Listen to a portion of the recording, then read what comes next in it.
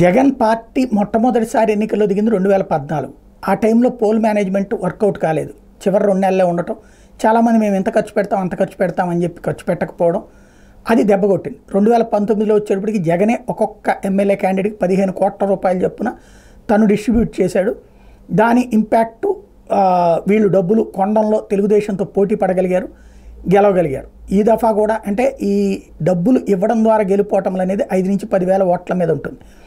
ఈ దఫా చూసుకున్నటువంటి సందర్భంలో జగన్ ప్రతి క్యాండిడేట్కి 30 నుంచి 35 కోట్ల ఖర్చుని స్వయంగా సమకూర్చారు. అది వాళ్ళ దగ్గర 20 ఉంటే 15, వాళ్ళ దగ్గర అస్సలు లేకపోతే 35, ఇట్లాగా కొన్ని చోట్లయితే 50 నుంచి 70 కోట్ల రూపాయల దాకా కూడా ఖర్చు పెట్టించారు అన్నటువంటి మాట ప్రధానంగా వినబడుతుంది. అంటే అవతల ఉన్నటువంటి వాళ్ళు స్ట్రాంగ్ అయినప్పుడు అక్కడ వాళ్ళు 2,000 అంటే వీళ్ళు 3,000 కూడా పంచినటువంటి సందర్భాలు ఉన్నాయి. ఇదంతా కూడా జగన్ భరించాడు టోటల్గా.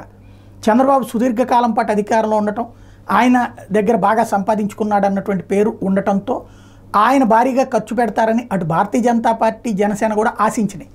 కానీ ఆయన నుండి పార్టీలకు వచ్చినటువంటిది పరిమితం. జగన్ మాత్రం భారీగా అందరికీ ఎస్సీ ఎస్టీ క్యాండిడేట్స్కి మొత్తం ఖర్చు పెట్టుకున్నారు. బీసీ క్యాండిడేట్లకి పెట్టుకోగలిగిన వాళ్ళకి పోను మిగతా డబ్బులు తనే పెట్టుకున్నాడు అన్నటువంటి మాట మాత్రం పార్టీలో చెప్తున్నారు.